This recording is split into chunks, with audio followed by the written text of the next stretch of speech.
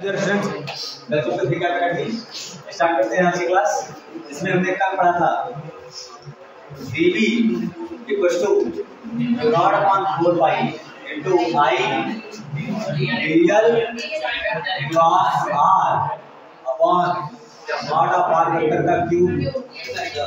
और इसको अगर मैं इससे क्या पे वेक्टर स्केलर दोनों मिल जाएगा ना। अरे क्रॉस लगा रखा है तो केवल वेक्टर ही है ना। क्रॉस लगा रखा है तो केवल वेक्टर ही है। अगर मैं मैग्नेटिक क्रॉस हटाऊं और इसका रिजल्ट क्या लिखूं तो केवल मैग्नेटिक लिखूं तो आप लिखोगे AB equals to mu naught upon 4 pi I dl sin theta upon r square. क्या ये लगभग कूलम्ब्स में जैसा दिख रहा है? Yes sir. 1 upon 4 pi epsilon naught जैसा? Yes sir. 9 गुणे 10 का 9 आता था, याद है? यहां 10 पावर माइनस 7 आया। Yes sir. फिर वहां एप्सिलॉन नॉट को परमिटिविटी इनटू थीटा और इसे कहते हैं म्यू नॉट को परमिटिविटी। अच्छा, वहां भी 1 अपॉन r स्क्वायर जैसा आ रहा था ना, तो वो आता था चार्जेस के कारण, स्केलर फील्ड की वजह से। ये आता है वेक्टर फील्ड की वजह से। वेक्टर मतलब इसके वो स्केलर प्रॉपर्टी थी कोई। आवेश कैसा आता है? सदिश है कि अदिश है? स्केलर है ना, वो स्केलर की वजह से आता है और ये वेक्टर की वजह से आता है। ये करंट की वजह से आता है, I इनटू dl की वजह से आता है। सोच के बताओ, करंट की वजह से I current into dl। Magnetic field, electric field I, Coulomb's force पढ़ा कि Q2 upon r square charges के कारण, due to charges only, not only q1 but q1 q2 coulombic force is two body interactive force action reaction pair ऐसा पढ़ रखे हो। उसमें अकेले q2 q1 के कारण नहीं पढ़ा था, q1 q2 के कारण पढ़ा। इसमें केवल I के कारण पढ़ोगे। अरे वो I किसमें होगी?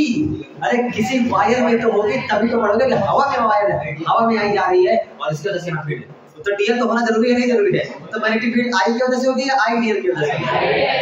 तुम लोग सोच में पड़ जाते हो I की वजह से ही तो होगी। अरे I में जब तक L नहीं होगा I कहां से फ्लो करेगा? ठीक है, बहुत अच्छी बात है, सारी बातें सबको क्लियर है। म्यू नॉट अपॉन 4 पाई बोलो। Mu naught upon 4 pi, mu naught upon 4 pi equals to 10 power minus newton पर एम्पीयर स्क्वायर। याद रहेगा, सबसे इजी यूनिट बताया है कि केवल सबसे आसान यूनिट जो हो सकती है जो आपको हमेशा याद रह जाएगी। अब इसके बारे में और आगे बात करें तो B कैसा है? B हम इस B के बारे में, स्केलर है, वेक्टर है भाई, वेक्टर है ना, तो डायरेक्शन भी होगा। मैग्नीट्यूड तो दिखा ही है सबके सामने। डायरेक्शन कैसे निकालेंगे?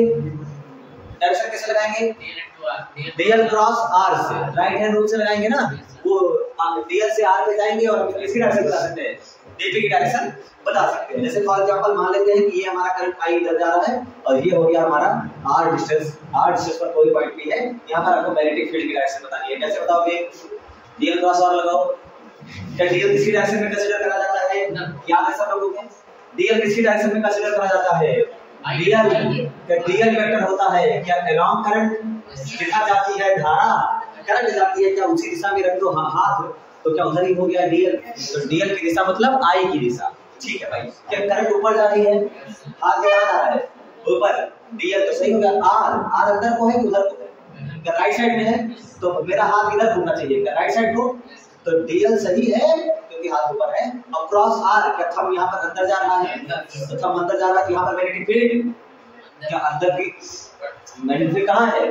अंदर की ओर। अब आपको डायरेक्शन भी याद होगी शायद, इनवर्ड के लिए यानी अंदर के लिए, क्या इनवर्ड के लिए क्रॉस लगाते हो? इनवर्ड के लिए क्या लगाते हो? क्रॉस। और आउटवर्ड फील्ड के लिए क्या डॉट लगाया जाता है? अगर करंट फील्ड हमारा कुछ भी अंदर जा रही है तो उसके लिए क्रॉस लगा देते हैं, और अगर बाहर आ रही है तो हम लोग डॉट लगा देते हैं। तो यहाँ पर क्या क्रॉस लग जाएगा? आसान है, क्लियर है? और करोगे एक आध तो याद बता ले जाओगे। चलो बता ले जाओगे तो बहुत अच्छी बात है। हमेशा क्या याद रखना, dl किसी डायरेक्शन में होगा? I की डायरेक्शन में। ठीक है, बहुत अच्छा है ये। और ये पॉइंट बी, तो मैं आपको कंपास बना दे रहा हूं, आप लोगों के लिए कंफ्यूज मत करना। North south east and west. चलो इसमें बताओ, ऐसे बोलिए north south east west, north east east north west east south, जो भी हो सकता है आंसर। अंदर की बाहर की ऐसा अंदर की ओर। dl क्रॉस r लगाया? dl क्रॉस r लगाया सबने? तो डीएल ऐसे है और आर ये डीएल क्रॉस आर के अंदर जा रहा है अंदर क्रॉस कर गया। अरे यार समझो ध्यान से, ये तार ऐसे कर दिया बस, सोचना नहीं था उसमें। चलो अगला करो, ये वाला कर लोगे। करंट जा रही है अंदर, करंट कहाँ जा रही है? पॉइंट पे अंदर। आर मिटा दे रहा, बार-बार आर नहीं बनाऊंगा। चलो बताओ जल्दी से, डीएल क्रॉस आर करो, हाथ बनाओ, हाथ बनाना चाहिए। क्या सबका घूम गया? तो डीएल अंदर, करंट कहाँ जा रहा है? करंट कहाँ जा रहा है? करंट कहाँ जा रहा है? करंट अंदर, करंट तो डीएल अंदर। क्या हाथ सही है? और क्या मेरा आर सही है? आर इधर में, क्या आर राइट साइड को है, तो डीएल क्रॉस आर अंगूठा नीचे जा रहा है, अंगूठा नीचे जा रहा मतलब यहाँ पर वेलोसिटी फील्ड साउथ में है, साउथवर्ड है। आप ये लिख दीजिए बी, क्या लगा ना? कर लोगे? समझ नहीं आया बेटा? आ गया। चलो एक बार कर, तो फिर आज टाइम पास नहीं करना है कुछ भी। चलो बताओ, करंट अंदर, अंदर की बाहर करंट, करंट बाहर, आउट केवल डॉट है। चलो बताओ पेपर डायरेक्शन, साउथ, फिर से साउथ, साउथ वेस्ट के बीच में, साउथ वेस्ट का दिशा। और करंट बाहर को है तो क्या डीएल बाहर को होगा? तो डीएल बाहर को होगा। डीएल क्रॉस आर करें अब तीसरे अपनी जगह, d l cross R south west पीछे भी आएगा ना बीच में। क्या डीएल ऐसे है? डीएल सही है ना? आर अभी सही नहीं हुआ। ये ध्यान से देखो, ये डीएल सर ऐसे डीएल सही हुआ क्योंकि मुझे वहां हाथ ले जाना है। डीएल क्रॉस आर, क्या आर पर ही हाथ घूम रहा है? क्या करंट बाहर आ रहा है तो क्या डीएल बाहर आ रहा है? और डीएल क्रॉस आर ये करता तो गलत होता। क्यों? ये करता क्योंकि यहाँ तो आर है ही नहीं, आर तो वहां है, तो ये सही होगा। डीएल क्रॉस आर, क्या अंगूठा ऐसे जा रहा है? अंगूठा ऐसे जाने का मतलब क्या साउथ वेस्ट जा रही है। यहाँ पर डायरेक्शन कैसी है? साउथ वेस्ट है। समझ थोड़ी आया? ये हाथ घुमाना इतना आसान थोड़ी है। हाथ घुमाने के बाद क्या और करोगे? ये समझ आ गया? आ गया ना? हो जाएगा? एक हाथ और, चलो एक बार बहुत आसान है भाई, बहुत कठिन नहीं है। कंफ्यूज मत हो कि हाँ ये कैसे बताएंगे।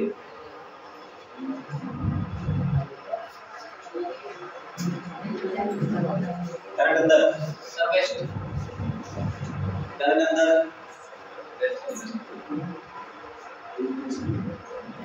सब बताएं। बेस्ट आ रही है, क्या करंट अंदर जा रही है? करंट अंदर जा रही है तो डीएल के अंदर जाएगा। डीएल क्रॉस आर क्या बेस्ट जा रही है? सीख गए हो? अब इसके लिए शॉर्टकट लगा, ठीक है?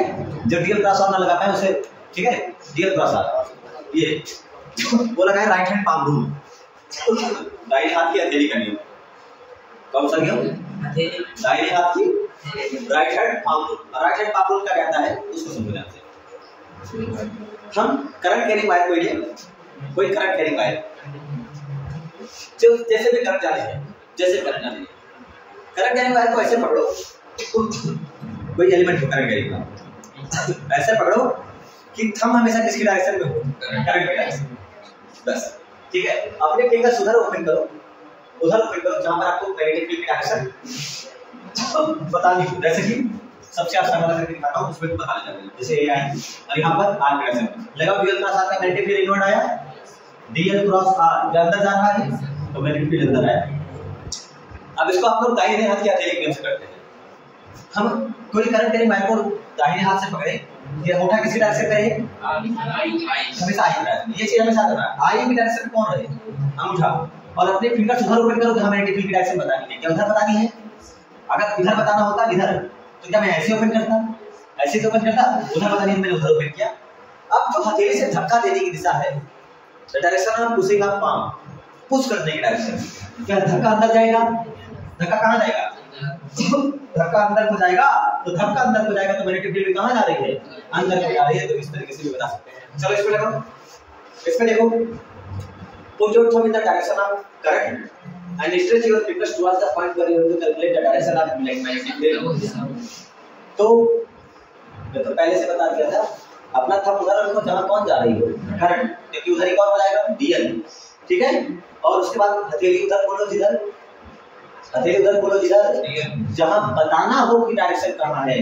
क्या डायरेक्शन करने पर क्या धक्का नीचे जा रहा है, ये मत कर देना अंगूठा ऐसे रोक करके। कुछ बच्चे करते हैं, गलती देखा होगी, वो अंगूठा ऐसे रोक देते हैं, बोर्ड में चिपका देंगे, कापी में चिपका देंगे, उसके बाद ऐसे करेंगे, धक्का नीचे जा रहा है, ये अंदर चलेगा, गलत हो जाता है। इस चीज को हमेशा रखना, डीएल के अलावा कभी मैग्नेटिक फील्ड नहीं आएगी। क्यों? क्योंकि इस बात में हमेशा याद रखिएगा आप लोग, डीबी है डीएल क्रॉस आर, तो जो सबसे खास बात याद रखनी है आप लोगों को, जो डीबी आएगा वो परपेंडिकुलर टू डीएल होगा, और जो डीबी होगा वो परपेंडिकुलर टू आर, दोनों के परपेंडिकुलर होगा, यानी इसके डायरेक्शन में नहीं हो सकती मैग्नेटिक फील्ड, ठीक है। इसके डायरेक्शन में सीधे में मैग्नेटिक फील्ड नहीं हो सकती है, अपवर्ड डाउनवर्ड, ठीक है, ऊपर नीचे ऐसा ही हो सकता है। तो देखो अंगूठे की डायरेक्शन कहां, किसकी डायरेक्शन में है, मैग्नेटिक इलेक्ट्रिक फील्ड की, वो उसके करंट के इलेक्ट्रिक करंट डायरेक्शन में। देखो फिंगर्स उधर स्ट्रेच किया जिधर जिधर मैग्नेटिक फील्ड की डायरेक्शन बतानी है, क्या धक्का नीचे जा रहा है, सॉल्व हो गया। इसमें लगाओ, इसमें लगाओ, इसमें लगाओ, अपना थंब उधर रखा मैंने जिधर मैग्नेटिक फील्ड की डायरेक्शन बतानी है ना, ना जिधर करंट है उधर करंट है, ठीक है।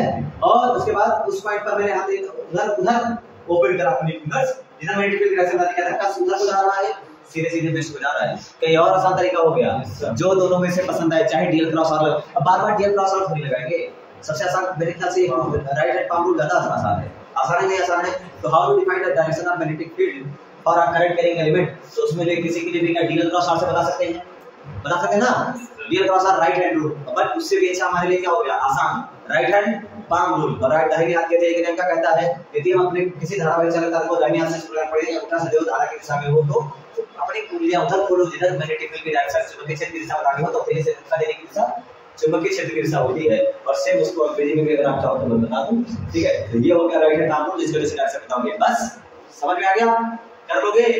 अब डायरेक्शन बताने में कोई किसी को दिक्कत नहीं होनी चाहिए, हमेशा अंगूठा किसी डायरेक्शन में रखना है, करंट की वो अपने आप जाएगा डीएल की डायरेक्शन में, और फिर उधर फिंगर ओपन कर दो, उधर अपनी उधर हाथ खोल दो जहां जिस पॉइंट पे बताना हो, उस साथ हाथ, ऐसे नहीं कि मैंने ऐसे हाथ रखा, इधर देखो, इधर ये देखो करंट कहां रही है, बाहर, क्या अंगूठा कहां रहा है, बाहर, मैंने सही हाथ खोला है, गलत है ना, क्या उधर खोलना चाहिए था, क्या धक्का ऐसे जा रहा है, बिल्कुल सही जा रहा है, इसका मतलब सॉल्व क्वेश्चन आ गया, सॉल्व क्वेश्चन आसान था। तो ये आप जो तरीका लगाना चाहो लगा सकते हो, दिखा दे नियम, लिखोगे नियम, देखो नियम यही है कि अगर दाहिने हाथ से कोई धारावाहिक चालक को इस प्रकार पकड़े, या अंगूठा सदैव धारा की दिशा में हो, अपनी फिंगर्स उधर ओपन करें, हथेलियां मतलब हाथ उधर खोलें जहां पर जिस पॉइंट पर चुंबकीय क्षेत्र की दिशा बतानी हो, तो हथेली से धक्का देने की दिशा चुंबकीय क्षेत्र की दिशा होगी। तो उसके लिए क्या है, if we hold a current carrying wire with our right hand such like that, thumb is always in the direction of electric current, stretch your fingers towards the point where you have to calculate the direction of magnetic field and the direction of pushing of arm will be the direction of magnetic field। तो हमने right hand palm rule सीख लिया। अब हम चलते हैं, हमने नया चीज सीखा है, परमिएबिलिटी, चुंबकशीलता, है ना, म्यू नॉट पढ़ा, और एक बहुत पहले पढ़ रखा था एप्सिलॉन नॉट, पढ़ रखा था ना। तो हमारा जो टॉपिक आता है वो आता है relation between epsilon not and mu naught और एप्सिलॉन नॉट में संबंध, कि सबको पता है ना, निर्वात की विद्युतशीलता और निर्वात की चुंबकशीलता में संबंध, इसमें क्या रिलेशन आता है उसी के बारे में पढ़ते हैं, जो भी हो सकता है, निर्वात की चुंबक, अरे सीधे लिखो एप्सिलॉन नॉट और म्यू नॉट में संबंध। तो सब एप्सिलॉन नॉट वाला फैक्टर सबको याद है, याद होगा ना, क्या होता है, ये वाला तो तुम्हारे सामने लिखा है, एप्सिलॉन नॉट वाला फैक्टर याद करें सब लोग, we know that very well, but we know that so nothing, क्या जानते हैं आप, क्या मुझे लगा के बैठे हैं, हम लोग कुछ नहीं जानते, सब पिछला पुराना साफ हो चुका है, एकदम ब्रेक वाश करके आएंगे। बताओ क्या लिखते हैं, सबसे पुराना वाला के इक्वल्स टू कांस्टेंट वहां जो आता है 1/4 पाई, वेरी गुड, 1/4 पाई बस equals to 9 × 10⁻⁹ newton metre square पर कूलम। चलो छोड़ो, यूनिट के चक्कर में पढ़ोगे तो फंस के रह जाओगे। Mu naught 1/4 pi, mu not 1/4 पाई 10⁻⁻⁷। अच्छा जैसे तो यहाँ भी 4 पाई, यहाँ भी 4 पाई, क्या सोच रहे हो, काट दे या फिर बचा के रखें, काट दे, क्योंकि काटना मुझे अच्छा लगता है। तो केवल कौन कौन बचेगा, म्यू नॉट और बाकी राइट साइड वाले, तब बचेंगे राइट साइड वाले। तो एक काम करो, क्या डायरेक्ट डिवाइड कर लेना, इक्वेशन 1 / 2, अगर 1 को डिवाइड करें 2 करो तो 1/4 पाई epsilon not divided by mu naught upon 4 pi.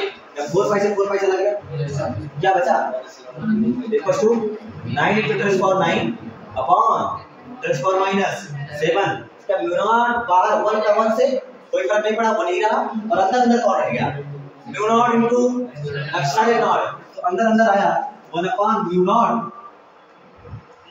Not epsilon naught equals to 9 into 10 power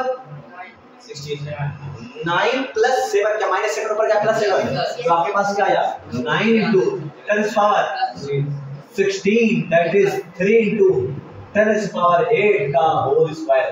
समझ आया? अरे 10 की घात 8 है ना, तो डबल लगा स्क्वायर किया तो 16 नहीं हो जाएगा, 3 या 9 वो भी तो क्लियर है। जिसका मतलब साफ साफ ये लाइट की स्पीड में चला रही है क्या? What is the speed of light in air और vacuum?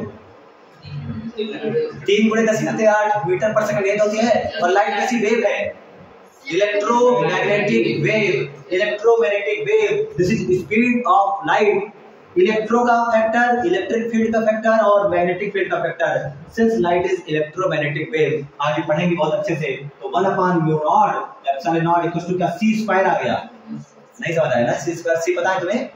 c equals to 3 into 10 power 8। बोलो c इक्वल्स टू क्या लिख सकते हो? क्या 1 upon under root mu naught epsilon naught. ये आता है, आपसे पूछा भी जाता है कभी-कभी। क्या इसका डायमेंशन मीटर पर सेकंड आएगा? यूनिट मीटर पर सेकंड आएगा ना? अरे तो लाइट की स्पीड है वही तो है मीटर पर सेकंड। यहाँ प्रूफ वगैरह करा जाता है कैसे मीटर पर सेकंड आता है, बट आप परेशान मत होइए, डायरेक्ट कर दीजिए आप मीटर पर सेकंड। बोलो अब मेरा सवाल ये है आपसे, what is the dimensional formula of mu naught epsilon naught? Dimensional formula of mu naught epsilon naught सब लोग बताइए। Under root mu naught epsilon naught का डायमेंशनल फार्मूला, इसका डायमेंशनल फार्मूला क्या है? LT-1 आ रहा है। Yes sir. हां तो बताओ इसका क्या आएगा? Under root mu naught epsilon naught का डायमेंशनल फार्मूला लग जाएगा l की पावर -1 t। पावर बोलते नहीं है, सीधे बोलते हैं l - 1 t। हां भाई l - 1 t। 1 upon under root mu naught epsilon naught की डायमेंशन ये है। इसकी डिमांड ये है, लेकिन ये तो रिवर्स नहीं हो गया। अगर 1 upon पूछे तो आंसर ये आएगा, लेकिन 1 upon ना पूछे डायरेक्ट ही पूछ ले तो आंसर क्या आएगा? इसका डायमेंशन क्या आएगा? l - 1 into t। तो हमें सतर्क रहना है, सावधान रहना है। बच्चे रट के यही बैठे रहते हैं और उससे ये पूछा जाता है और आंसर यही देते हैं। यहाँ सावधान रहना कि क्या पूछा जा रहा है, क्या इसका इन्वर्स पूछा जा रहा है कि 1 upon पूछा जा रहा है, यही पूछा। ये पूछेगा तो उल्टा कर दो, अगर 1 upon करके पूछे तो एकदम सही। इसमें म्यू नॉट एप्सिलॉन नॉट रहता है अंडर रूट के अंदर। क्लियर हुआ? ताली। अगला जो आपका टॉपिक है वो हम एप्लीकेशन ऑफ बायो से पढ़ेंगे। जैसे गॉस लॉ पढ़ा था ना, अरे कूलॉम्स लॉ पढ़ा था, कूलॉम्स लॉ का जैसे इलेक्ट्रिक फील्ड बताया था ना, वैसे इन सब का भी एप्लीकेशन पढ़ते हैं। सबसे पहला एप्लीकेशन क्या बताएंगे? तो नॉन हम बता सकते हैं एकदम इजीली। एक सीधी तार की वजह से, एक सीधी करंट कैरिंग तार की वजह से, अनंत लंबी सीधी तार की वजह से यहां पर इसमें करंट आई है, यहां पर मैग्नेटिक फील्ड कितनी है, ठीक है, यहाँ पर भी कितना है, तो यहाँ पर θ1 लिया जाता है, ठीक है, और ये θ2 अपोजिट डायरेक्शन में लिया जाता है, और ये आप लोगों को नहीं करना है बोर्ड के पॉइंट ऑफ व्यू से। इसलिए आप ये वाला कभी कठिन भी होता है, आप बहुत ही कठिन डेरिवेशन से बच गए हो, समझ लो। तो थोड़ा सा आसान जो है वो कर लिया जाएगा, है ना, ये आपको नहीं पढ़ना है, ठीक है। इसके लिए आप एकदम आजाद हो, एकदम पढ़ना है। तो पढ़ना है क्या?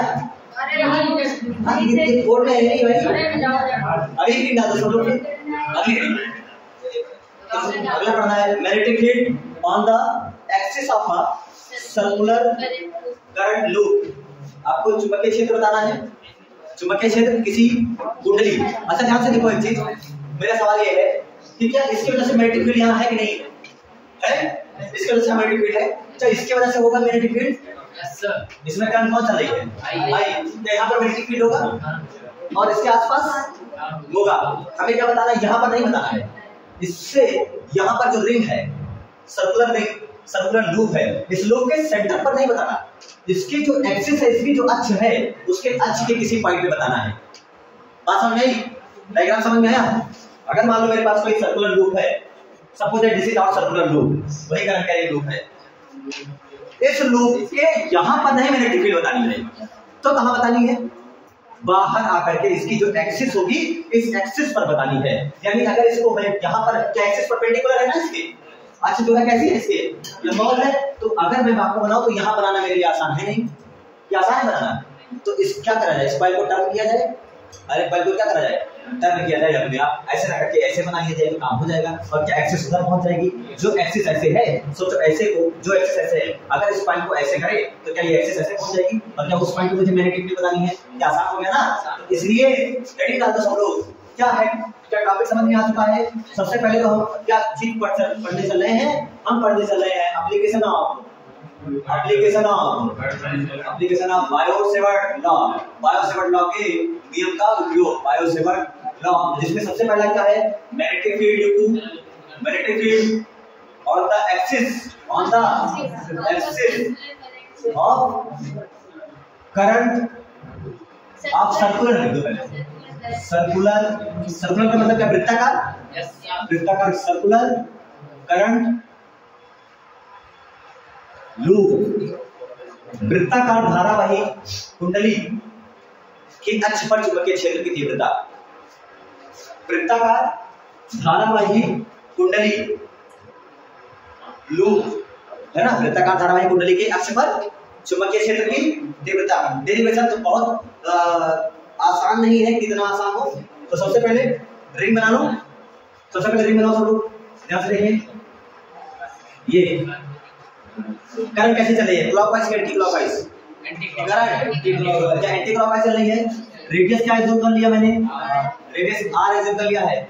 सेंटर से कितनी, इसके यहां से सेंटर से कितने डिस्टेंस पर, x क्या एज्यूम कर लो, x डिस्टेंस पर यहां कोई पॉइंट है जहां मुझे मैग्नेटिक फील्ड बतानी है।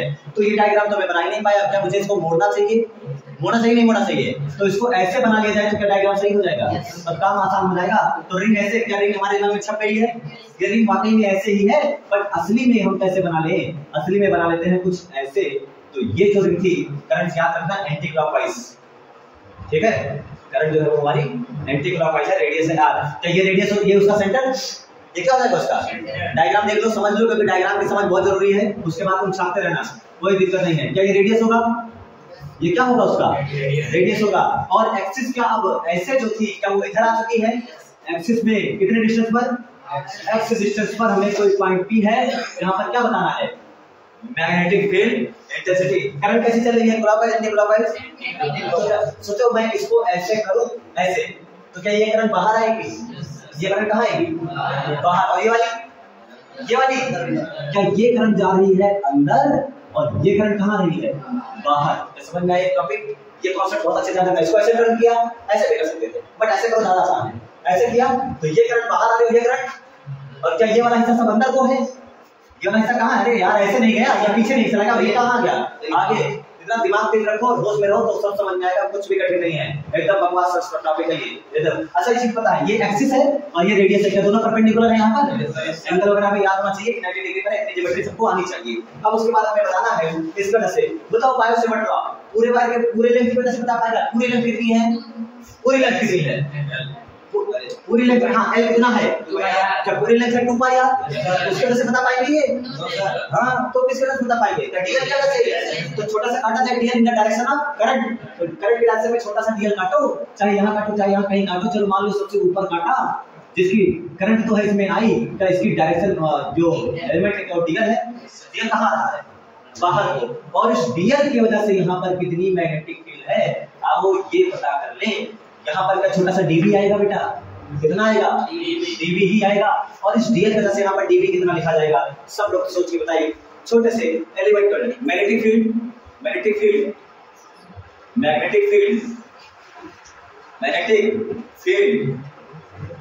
ड्यू टू एट p, बताओ क्या छोटा सा dv लिखोगे ना, छोटा सा, बताओ dv कितना लिखोगे, क्या म्यू नॉट अपॉन 4 पाई लिखा जाएगा, वेरी गुड। आगे म्यू नॉट अपॉन 4 पाई आई dl, आगे बताओ आई dl cross r, dl cross, तो क्या dl से देखते हो या को dl क्रॉस r में क्या ये स्मॉल r लिख दिया जाए, है ना, अरे यहाँ से यहाँ पर बता रहे हो तो यहाँ से यहाँ तक के डिस्टेंस भी तो देखोगे, ये यहाँ देख रहे हो, x कहाँ से आ जाएगा, dl क्रॉस r, बताओ dl और r में एंगल, सबने बताया dl और r में angle, i dl sin theta upon r square लिखते हो ना, ये तो लिखते हो ना, तो i dl I DL sine theta. बोलो साइन थीटा कितना है डीएल और आर में एंगल? क्या डीएल बाहर आ रहा है? डीएल कहाँ आ रहा है? बाहर। और क्या ये ऐसे है? डीएल ऐसे बाहर आ रहा है, खुद ही देखो करंट कहाँ नहीं है, तो डीएल कहाँ है? बोर्ड के परपेंडिकुलर है, प्लेन के परपेंडिकुलर। और क्या आर ये वाला डिस्टेंस क्या ऐसे जा रहा है? कितना डिग्री है डीएल और आर में? यहाँ पर डीएल और आर में एंगल 90, तो sin 90 अपॉन क्या डिस्टेंस है आर स्क्वायर। क्या सबको आर स्क्वायर नजर नहीं आ रहा है कितना है? कोई बताओ आर है कितना? ये छोटा आर है कितना? क्या आपको दिख रहा है कि ये एक राइट एंगल ट्रायंगल है, समकोण त्रिभुज है, तो ये कर्ण हो गया हाइपोटेन्यूज। तो क्या आर इक्वल टू लिखा जाएगा अंडर रूट, अरे बताइए सब लोग, आर इक्वल टू क्या लिखा जाएगा? अंडर रूट क्या perpendicular square plus base square लिखा जाएगा आर स्क्वायर प्लस, अरे वही पाइथागोरस प्रमेय लंब स्क्वायर प्लस आधार स्क्वायर का अंडर रूट कर दो तो कर्ण का स्क्वायर आ जाता है। तो क्या वही आया? तो ये आर जहां स्क्वायर है क्या वहां रूट लिखा जा सकता है? अरे लिख सकते हो नहीं लिख सकते? तो जो छोटा सा डीबी आया वो आया mu naught upon 4 pi into I d l sin 90 0 sin 90 1 upon R square. क्या डायरेक्ट लिख सकते हैं R square plus x square? तुम्हें समझ नहीं आया कहां से है? वहां क्या है? आर है और यहां क्या है? R square. तो अंडर रूट इधर आएगा तो स्क्वायर ही तो होगा, तो आर स्क्वायर की जगह पे डायरेक्ट कर दिया मैंने आर स्क्वायर प्लस छोटा सा डीएल की वजह से पता चल गया, छोटे से डीएल की वजह से पता चल गया। लेकिन ये तो स्केलर है, तो स्केलर का सब ये स्केलर है कि वेक्टर है? सदिश राशि है, सदिश राशि चुंबकीय क्षेत्र की तीव्रता सदिश राशि है, तो क्या डायरेक्शन भी होगा? चेक करो डायरेक्शन कैसे है, डीएल क्रॉस आर। सब लोग चाहे राइट हैंड रूल लगा करके, राइट हैंड काम रूल लगा करके डीएल क्रॉस आर जो आपने लगा, मैं ये बताइए डायरेक्शन कैसी है? East west north south, north west north south जो भी बताइए, नॉर्थ ईस्ट डायरेक्शन कुछ नहीं सोचना है कि डीएल बाहर आ रहा है, डीएल कहां आ रहा है? बाहर। डीएल आ रहा है बाहर और क्या डीएल क्रॉस आर क्या इधर को जा रही है? कहां जा रही है? डीएल कहां आ रहा है? बाहर। तो डीएल क्रॉस आर ईस्ट। अच्छा जिनको दिक्कत हो रही है वो ऐसा करें, मैं दिखा रहा हूं दूसरा तरीका। डीएल की क्या डीएल बाहर आ रहा है मतलब करंट बाहर आ रही है? अंगूठा किसकी डायरेक्शन में रखो? करंट डायरेक्शन में। क्या करंट डायरेक्शन में अंगूठा रख दिया मैंने? रख दिया नहीं रख दिया? करंट डायरेक्शन में रख दिया। अब अंगुलियां उधर फैलाओ जहां मैग्नेटिक की डायरेक्शन बतानी है। तो क्या सही फैलाया? क्या अब सही हो गया? अब सही हो गया। तो यहां से धक्का ऐसे जा रहा है नॉर्थ ईस्ट, तो क्या डीबी हो गया नॉर्थ ईस्ट में, ये हो गया आपका छोटा सा डीबी। सबको पता है डीबी जो होता है वो आर के परपेंडिकुलर होता है नहीं है? तो यहाँ कितना डिग्री है एंगल तुम्हें याद है? यहाँ कितना एंगल है? 90 डिग्री है, ये याद रखना है। चलो ठीक है, बहुत अच्छा भाई, एक सॉल्व हो गया, एक टुकड़ा सॉल्व हो गया। अब ध्यान से देखो, अब मेरा सवाल ये है कि जो मैं ये वाला डीबी लूंगा उसकी भी डायरेक्शन उधर ही होगी या अलग होगी? यहाँ वाला डीबी, क्या यहाँ वाले डीबी के लिए, यहाँ वाले डीबी के लिए ध्यान से देखो, यहाँ वाला डीबी जब डीएल क्रॉस आर क्या नीचे जा रहा है तो क्या यहाँ पर डीबी ऐसे होगा, है ना? यहाँ पर डीबी ऐसे होगा। तो हर बार का डायरेक्शन अलग एक ही है कि अलग अलग है? जो मैं सॉल्व कर रहा हूँ ये स्केलर है कि वेक्टर है? स्केलर है कि वेक्टर है? वेक्टर है। क्या एक ही डायरेक्शन में होता है तो क्या डायरेक्ट जोड़ देते हैं? और अगर डायरेक्शन बदलती रहती है तो क्या तोड़ के जोड़ा जाता है? याद है सब लोगों को electric field intensity due to a dipole on its equatorial position में निरक्षीय स्थिति में क्या सबको तोड़ा गया था? e cos theta e sin theta करा गया था और दो एक दूसरे को क्या कैंसिल आउट कर रहे थे, लेकिन याद आया तुम लोगों को? e sin theta cancel out कर रहे थे तो हमने e cos theta 2 e cos theta क्या था? ऐसा कुछ लग रहा है यहाँ पर? सोचो ध्यान से, यहाँ पर ये एंगल क्या है? जूम कर लो, ये angle theta, suppose that this angle is theta, तो ये एंगल कितना होगा बताइए? ये एंगल कितना होगा? क्या टोटल 180 होता है तो ये होगा 90 माइनस थीटा, 90 माइनस, तोड़ो डीबी को, डीबी तोड़ो, इधर कितना आएगा? थीटा के साथ आता है cos, तो डीबी cos 90 माइनस थीटा, और ऊपर कौन आएगा? DB sin 90 minus theta. कैसे नीचे वाला भी टूटेगा? जब यहाँ पहुंचेगा तो क्या नीचे भी सेम आएगा डीबी sin 90 माइनस थीटा? और क्या ये दोनों एक दूसरे को कैंसिल आउट कर देंगे? तो जितने वर्टिकल कंपोनेंट हैं ऊर्ध्वाधर घटक है क्या एक दूसरे को निरस्त कर दे रहे हैं? तो जुड़ेगा कौन? क्षैतिज क्षैतिज जा रहा है कि what is dB cos 90 minus theta? DB sin theta. तो इसका मतलब यहाँ पर हमें पता चला हियर, यहाँ पर ऑल वर्टिकल कंपोनेंट्स, ऑल जितने ऊर्ध्वाधर घटक हैं, all vertical components, vertical components क्या एक दूसरे को कैंसिल आउट कर रहे हैं? कैंसिल ईच अदर, एक दूसरे को कैंसिल कर दे रहे हैं, तो बताइए नेट फील्ड किसकी वजह से दी जाएगी? देयरफॉर नेट फील्ड, कुल तीव्रता, net field given by, net field given by किसकी वजह से? क्या केवल क्षैतिज घटक की वजह से? क्षैतिज घटक का मतलब क्या ये कॉस वाला ही ना? अरे यार ऊपर dv sin 90 माइनस थीटा आएगा, नीचे dv sin 90 माइनस थीटा आएगा, वो कहीं ना कहीं भविष्य में कैंसिल आउट कर देंगे, और कैंसिल आउट कर देंगे तो ये काम ही नहीं रहेगा, इसको हटा दो, ये काम का नहीं रह जाएगा। तो बचा कौन केवल? dv cos 90 माइनस थीटा, जो कि कौन बचा? dv sin थीटा, यानी केवल ऊर्ध्वाधर घटक, सॉरी क्षैतिज घटक ही बच रहे हैं, ऊर्ध्वाधर घटक एक दूसरे को निरस्त कर देते हैं bye horizontal component only, horizontal component only, केवल ऊर्ध्वाधर घटक द्वारा दी जाएगी। अब रुक जाओ और ध्यान से समझ लो इस चीज के लिए, तो बताओ केवल ऊर्ध्वाधर के लिए दी जाएगी। एक चीज ध्यान से देखो, आपके पास दो रास्ता है, दोनों रास्तों में से जिस पर चलना हो चल लो। क्या एक एलिमेंट अगर मैं ऊपर करूं, इसको तोड़ के जोड़ा जा रहा है ना, कैसे जोड़ा जा रहा है? तोड़ के। तो जो अगर मैं नेट फील्ड बताऊं बी नेट, तो कैसे बताया जाएगा? कैसे बताया जाएगा? क्या इंटीग्रेशन dv या इंटीग्रेशन dv sin थीटा? बताइए इंटीग्रेशन dv या इंटीग्रेशन dv sin थीटा? क्या पहले dv तो केवल मैग्नीट्यूड है, हमने वहां से सॉल्व करा तो क्या पता चला? केवल dv sin थीटा जुड़ेगा, तो कौन किसको लिखना सही है? Integration dv sin theta. बोलो लिमिट सब लोग, लिमिट बोलो सब लोग, कहां से कहां तक चले? सोचो यहां से चलना शुरू करो, तोड़ते तोड़ते ऐसे आओ, तोड़ते तोड़ते घूमते घूमते घूमते घूमते वापस यहां पर पहुंचो। क्या सारा एलिमेंट हो गया?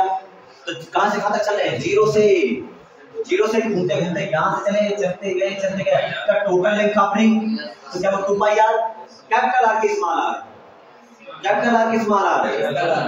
अरे यार कैपिटल आर हो रिंग की लेंथ बताओगे तो क्या आएगा? 2 पाई आर, और ये सॉल्व हो गया। dv की वैल्यू क्या हमें पहले से पता है? नहीं पता। dv की वैल्यू हमें पहले से पता है, और क्या sin थीटा की वैल्यू वहां से बता सकते हैं? sin थीटा की वैल्यू यहां से बताओ, sin थीटा यहां से बताओ, sin थीटा, थीटा बराबर sin थीटा बराबर परपेंडिकुलर अपॉन हाइपोटेन्यूज, क्या r upon small r, r upon small r। चाहो तो यहां भी स्मॉल r रख सकते हो। चलो सब लोग करो, b इंटीग्रेशन 0 से 2 पाई r, dv की value mu naught upon 4 pi into ideal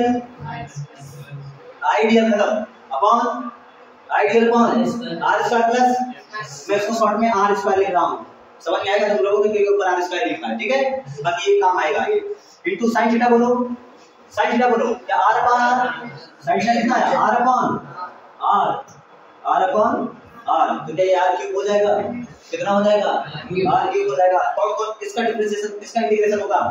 mu naught upon 4 पाई कांस्टेंट है क्या? r constant, i constant, r constant, जिसके साथ t लगा हो उसी का इंटीग्रेशन करेंगे जिंदगी भर, जिसका डिफरेंशिएशन हुआ वो उसी का इंटीग्रेशन करेंगे, तो सब कुछ बाहर आया। b इक्वल टू क्या लिखा गया? म्यू नॉट अपॉन 4 पाई, ठीक है? Mu naught upon i r upon क्या r cube, i r upon, और इंटीग्रेशन 0 से 2 पाई r dr लिखा गया। क्या इंटीग्रल केवल dl लिखा गया बेटा? क्या लिखा गया केवल? What is integration of dl? क्या इंटीग्रेशन से डिफरेंशिएशन कट गया? क्या केवल l बचा? केवल क्या बचा? l बचा, ठीक है? l बचा तो higher limit minus lower limit पर लगाओगे तो लोअर लिमिट 0 है, कोई फर्क नहीं पड़ा, क्या केवल ऊपर वाला ही 2 पाई r उतार दिया जाएगा। ऐसा कहीं भी कांसेप्ट नजर आए नीचे 0 हो dl हो तो केवल यही वाला उतार दो, बस यही तरीका याद रखो। क्या हो जाएगा? Mu naught upon 4 pi into i r upon r cube into क्या 2 पाई r, समझ में आया? 2 पाई r, जब पाई से पाई चला गया और 2 से 2 गया तो क्या अपॉन 2 बचा। आपके पास रिजल्ट क्या आ रहा है बेटा? रिजल्ट आपके पास जो आ रहा है, जो b कुल तीव्रता क्या आई है, ध्यान से देखो, म्यू नॉट अपॉन 2 दिख रहा है, पूरा पहले ऊपर वाला लिख लो, mu naught i r square, mu naught i r square upon 2r cube, 2r cube. अब r की वैल्यू बताओ सब लोग, r square plus x square, तो r square plus x square की पावर 3 या 3/2, 3 या 3/2। क्या यहाँ पर आप देखो 3 को इग्नोर करो, r की वैल्यू क्या है?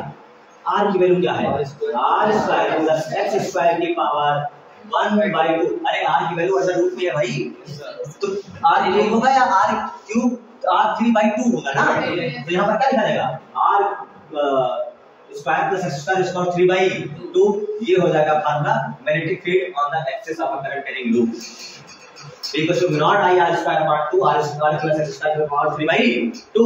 अब इसको ध्यान से रखो, अगर एक सेकंड, अगर क्वेश्चन में कहा हो कि इसमें बहुत सारे लूप हो, नंबर ऑफ टर्न्स, बहुत सारे फेरे हो, तो कौन बढ़ेगा? r बढ़ेगा, कैपिटल R बढ़ेगा, r बढ़ेगा, x बढ़ेगा, r बढ़ेगा, i बढ़ेगा। क्या बढ़ेगा? अगर इसमें कई सारे टर्न्स ले लिए जाएं, एक नहीं 2 3 टर्न, 4 टर्न, 5 टर्न, 20 टर्न, तो बताओ क्या चीज बढ़ेगा? r x mu naught 2 3/2 r या i? सोच के बोलो, सब लोग बोलो, क्या बढ़ेगा? मैं ऐसे नंबर ऑफ टर्न्स ऐसे बना देता हूं, सर्कल ऐसे बना देता हूं, बहुत मतलब पता आ रहा है। तो कौन बढ़ेगा? क्या एक बार फेरा लिया तो i, दोबारा फिर से फेरा लिया तो क्या एक और i, तो क्या उसका और इफेक्ट, तो क्या i बार बार रिपीट हो रहा है? सोचो मैंने n फेरे लिए, कितने फेरे?